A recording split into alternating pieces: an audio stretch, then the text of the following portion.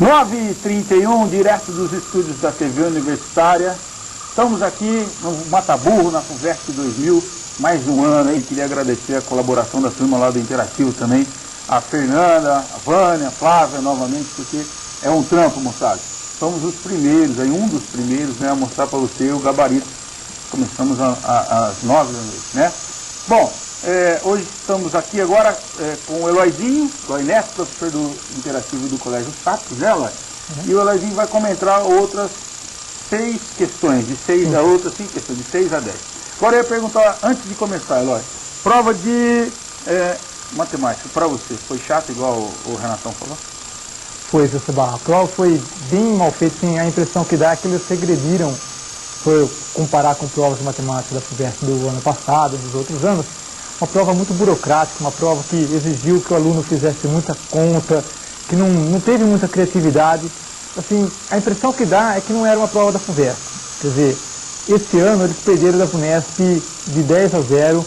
Eu não gostei da prova, é uma prova que não dá vontade de fazer. Essa que é a impressão que a gente tem. Mas ela é o que? Ela é trabalhosa? Ela é o que, assim?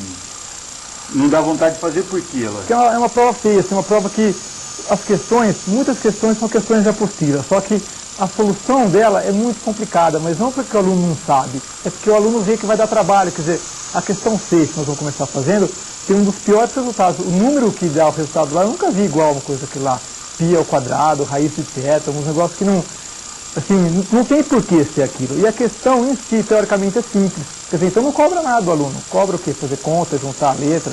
Não tem muito sentido, não é uma prova legal. Bom, você já meteu o pau aí, pelo jeito, na questão de número 6. É a mais difícil?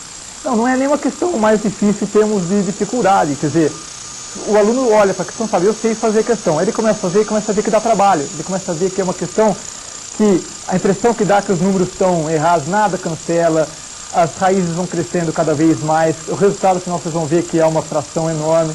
Quer dizer, então não é uma questão difícil que o aluno tem que interpretar, ou que o aluno tem que criar uma solução.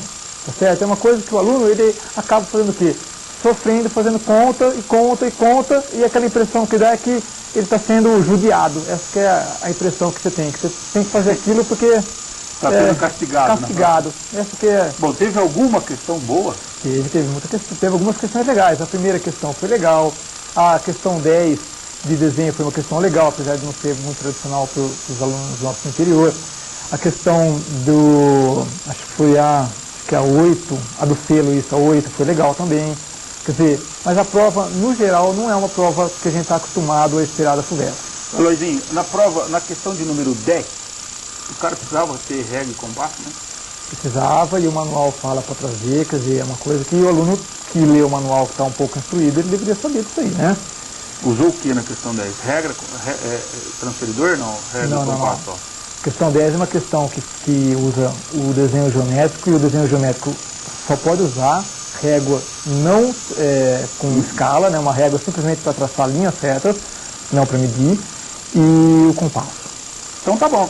Então vamos começar aí com a questão de número 6, o Eloy vai comentar a questão de número 6. Vamos lá. Então vamos para o monitor aqui, lendo a questão. Questão 6. Um setor circular com ângulo central θ variando de 0 a 2π, ele é recortado de um ciclo de papel de raio R, ver na figura. Utilizando o restante do papel, construímos a superfície lateral de um cone circular reto. Então, cadê o cone circular? Isso, está passando. Bom. Mas cadê? Opa. Pode ir começando aí. Não, o desenho ele é importante para a gente ver. Então vai lá. Então vamos lá. Olha aqui, ó. Esse seria o círculo de papel que ele fala, né? O ângulo θ aqui, ele vai ser recortado e com isso daqui que está sobrando, a gente vai fazer um cone. Juntando esse pedaço aqui, tá certo? Você vê que o R, que é o raio do círculo original, passa a ser a geratriz do cone. Tá certo? E a hora que junta todo esse pedaço que sobra do comprimento do círculo original, a hora que você cola um pedaço no outro, esse ponto encosta nesse ponto, você vai ter essa circunferência da base. Então, o raio do cone não é o R. A gente chamou de R'inho, é esse aqui. E o ciclo da base do cone, 2πr, tem que ser o mesmo comprimento aqui, ó, originalmente. Que é o quê? É o 2πr grande, original que estava antes, menos aquele pedaço que foi recortado. Estaria aqui, ó. Quanto vale aquele pedaço? Se o ângulo é θ em radianos e o R é o raio, o comprimento de qualquer arco é simplesmente rθ. Tá? Essa é a vantagem de usar radianos, né? Então você tem o radiano medida dado em raios, então eu tenho θ raios que eu tirei daqui. Bom, para isolar o R, é simples a conta, mas veja que já começa a ficar feia, né? Então você vai ter, coloca o R em evidência, 2π menos θ sobre 2π. Algumas pessoas podem até ter cancelado aqui, ficava 1 menos θ sobre 2π, só que ficava pior na hora de fazer conta depois. Então a gente deixou assim, essa seria a resposta à primeira pergunta, qual é o raio do cone? Não é uma pergunta difícil, dá para ver que não é uma pergunta difícil, né? A segunda pergunta, que era aqui, qual o volume do cone? Então vamos lá. O volume do cone, a fórmula é πr quadrado h sobre 3. O R nós já tínhamos do item anterior. E o H? O H, se a gente volta uma, por favor, Esteban. Se a gente pegar aqui, ó, o H forma com o R'inho e com o R'ão, que é a diretriz, um triângulo retângulo. Então, aplicando Pitágoras aqui, olha,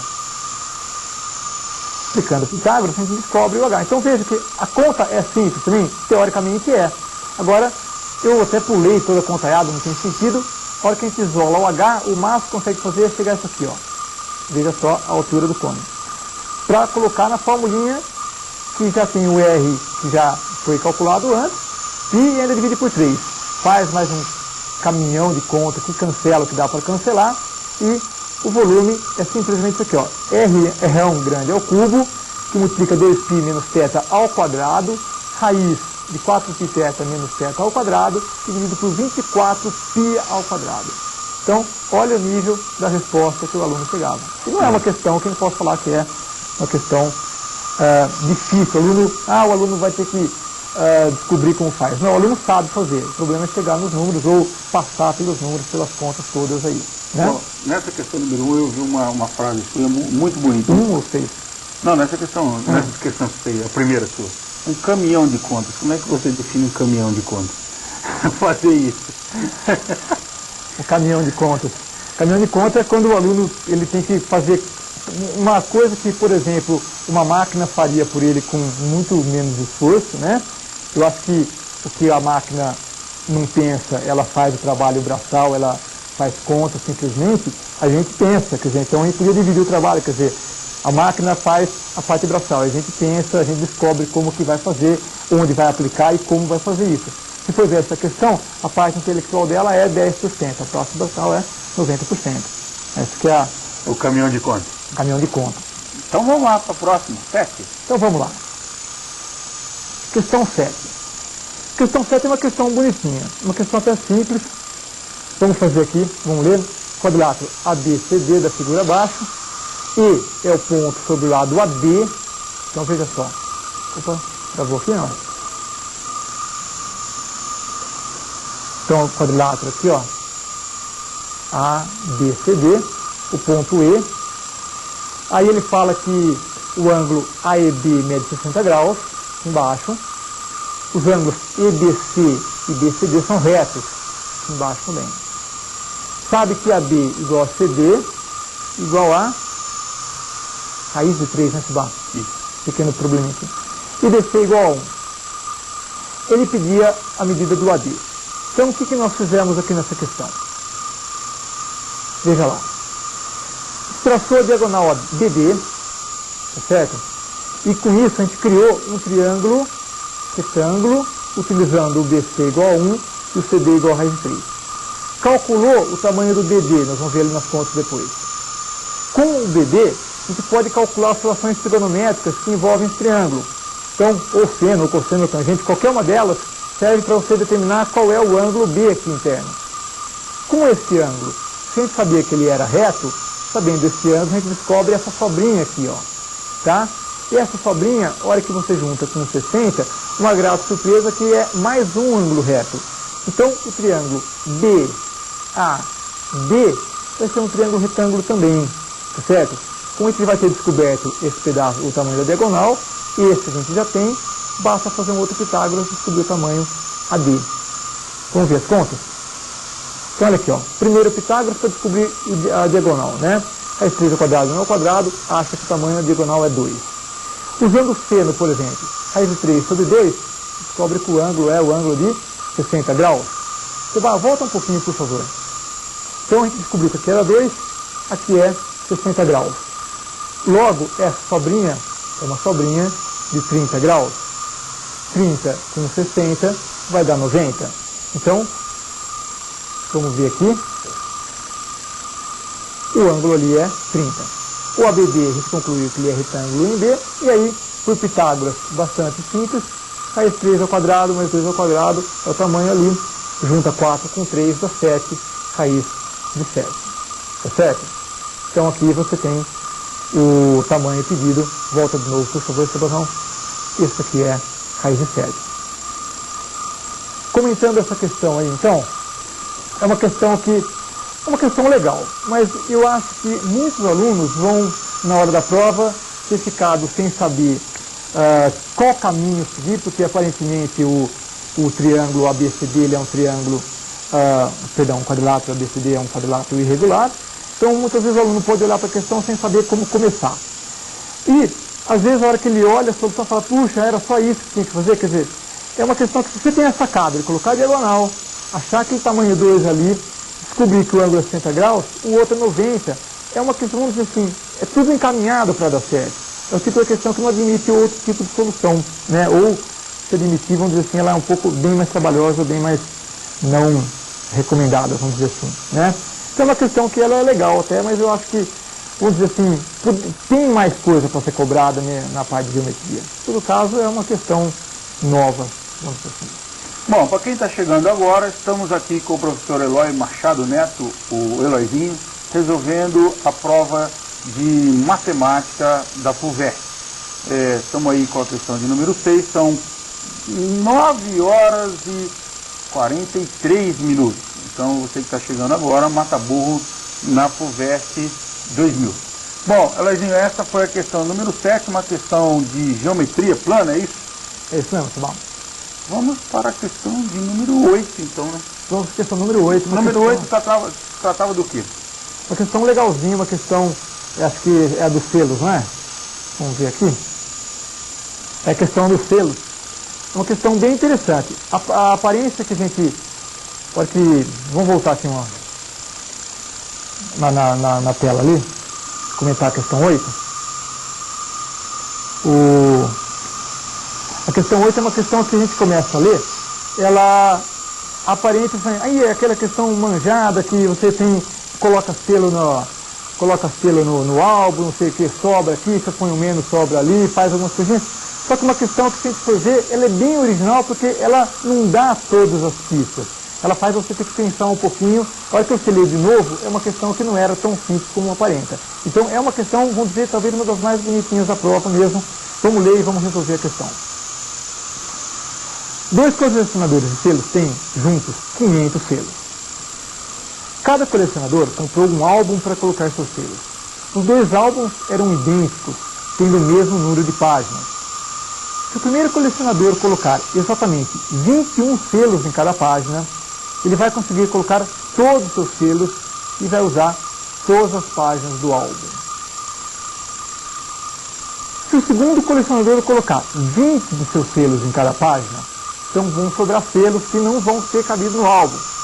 Agora, se ele colocar 23 selos em cada página, sobra pelo menos uma página totalmente vazia e ainda pode haver outra página com menos de 23 selos.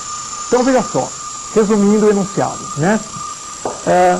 Nós temos os 2 colecionadores. A soma dos selos é 500. O primeiro colecionador, ele consegue colocar todos os seus selos no álbum, não sobra nada, dá certinho, colocando 21 selos por página. O segundo, se colocar 20, falta espaço para selo. Se colocar 23, vai sobrar uma página em branco pelo menos e uma outra que pode estar ou não incompleta. a soma total é 500, e aí a gente vai para as contas. Quantas páginas há no álbum? Então vamos lá, as considerações do enunciado. A mais B é igual a 500. A é a quantidade de selos do primeiro, B do segundo. Se o primeiro consegue colocar todos os seus selos, colocando exatos 21 em cada página, o número de páginas, que é N vezes 21 selos, tem que dar o total de selos do primeiro cara. Tá? Bom, o segundo, se ele colocar 20, sabe que hora que faz isso aqui? Esse número vai ser menor do que a quantidade que tem de selos. O que significa ser menor? Que sobra selo. Eu tenho mais selo do que eu coloquei no álbum. Se eu colocar 23 selos em cada uma das páginas, o que a gente fez aqui? N-2, porque uma ficou em branco pelo menos, e a segunda página, pelo menos a segunda, pode ou não estar faltando. Então, esse alfa aqui é a quantidade de selos da página que pode ou não estar faltando, ou seja, que varia de 0 a 23, tá? No pior caso, vamos dizer assim. Se você considerar que esse número é sempre menor ou no máximo igual a 23, você pode colocar ele aqui também, e aí isso, ao invés de ser uma igualdade, passa a ser uma desigualdade, portanto você tem 23 vezes n menos uma página, vai ser maior ou igual a b. Bom, a hora que você faz a soma, isso aqui continua sendo uma desigualdade, tá? 41 vezes o número de páginas vai ter que ser menor que 500. Então o número de páginas vai ser menor que 12,2. A hora que você soma com a segunda, você vai ver que 44n vai ser maior ou igual a 503. Então o n vai ser maior ou igual a 11,8. Como é um álbum, o n vai ter que ser o único número inteiro que está nesse intervalo. Portanto, o n é igual a 12. Tá joia? Uma questão bem interessante, uma questão até eu acredito difícil, mas é uma questão legal de FUVEST, que nem eu disse, uma das melhores questões da prova, sem sombra de dúvida nenhuma. Que parte da matemática está aí, Solano? Essa daí, Seba, ela está, vamos dizer assim, eu acredito que a cobrança dessa questão é mais no entendimento de texto, no desenvolvimento intelectual e na habilidade do aluno em criar a solução. A parte específica que trata é bem simples, é inequação do primeiro grau, né, ou equação do primeiro grau também. Então é coisa de primeiro colegial, de oitava série, sétima série, a parte teórica usada para fazer. Mas geralmente assim, as questões mais legais, as questões mais bonitas, mais intelectuais, elas têm uma carga de trabalho bem pequena. Deu para perceber que é mais ou menos intensamente. Quer dizer, quando ela é muito trabalhosa, ela usa partes da matéria que são chatas, é uma questão feia, é uma questão que assim, não dá prazer em fazer. E quando você tem uma questão que você é obrigado a criar uma solução, você é obrigado a pensar nela, exige do candidato enquanto ser racional, é uma questão que a gente, a hora que acaba, fala, puxa, essa questão foi legal, eu gostei de fazer, fica contente em resolver uma questão dessa daí. Bom, ao vivo dos estúdios da TV Universitária, são 9 horas e 49 minutos, né? 10 para as 10 da noite, e agora o Eloizinho vai comentar aí a questão de número 9 de matemática. Vai lá, Eloy. Então vamos lá, Seba. Questão 9. Determine os números reais x e y com a soma x mais y variando de 0 a π e o y de 0 a π. Então, olha só, a soma é um número menor que π, né? E o y também é um número menor que π. Tais que a multiplicação seno x, seno y é menos 1/4 e cosseno x mais y mais cosseno x menos y é 3/2. É uma questão de trigonometria que, aquela velha história, a gente vai ver também na solução, podia ter sido pedido outras coisas. É uma questão feia de trigonometria, uma questão, parece que a gente regrediu a décadas passadas, o que se pede, o que se cobra na questão, certo?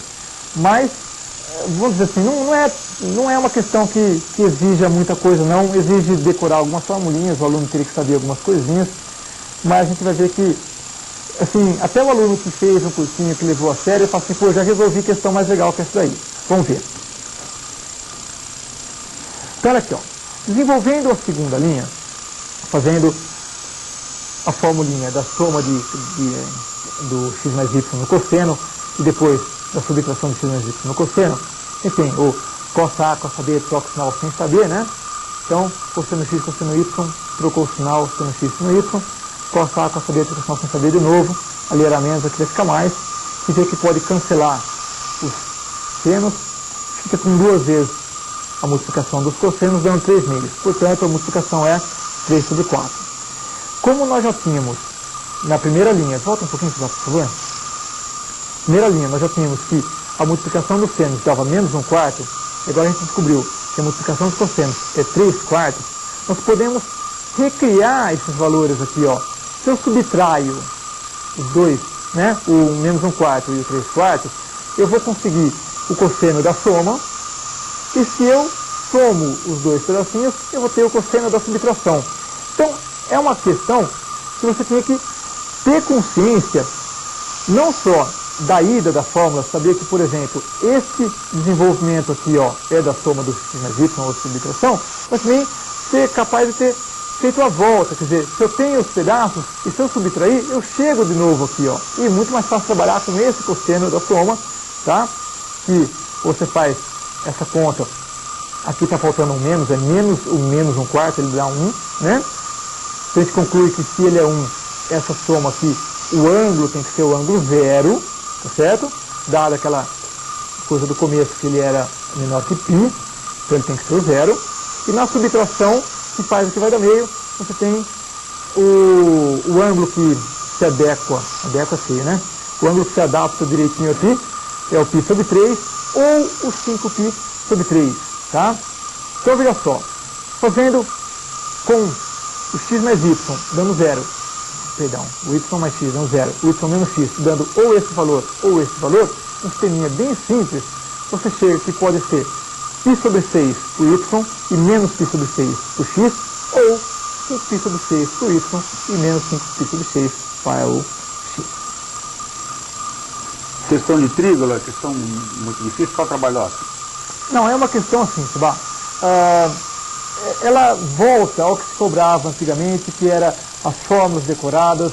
Ela exige menos do aluno de ter que criar uma solução legal também. Aquela velha história, parece que eu estou falando sempre a mesma coisa, né? Mas a prova está muito desse jeito, as questões estão muito parecidas em termos do que cobra. Então, é uma prova que o aluno, que é burocrática a questão, né? O aluno pega, sabe as formulinhas, ele vai fazendo, se ele não esquecer nada, ele chega lá tranquilamente, tá? Não é uma questão difícil. Ela pode ser difícil pelo seguinte aspecto. Muita gente não gosta de trigonometria. Tem gente que, de alguma forma, ou não aprendeu direito, ou já tem alguma coisa com a matéria. Então ele vê que é trigonometria, ele já põe o pé atrás e fala, já não vou saber fazer. Então ele já começa perdendo para a questão, né? Ele não se dá a chance de saber a questão, muitas vezes.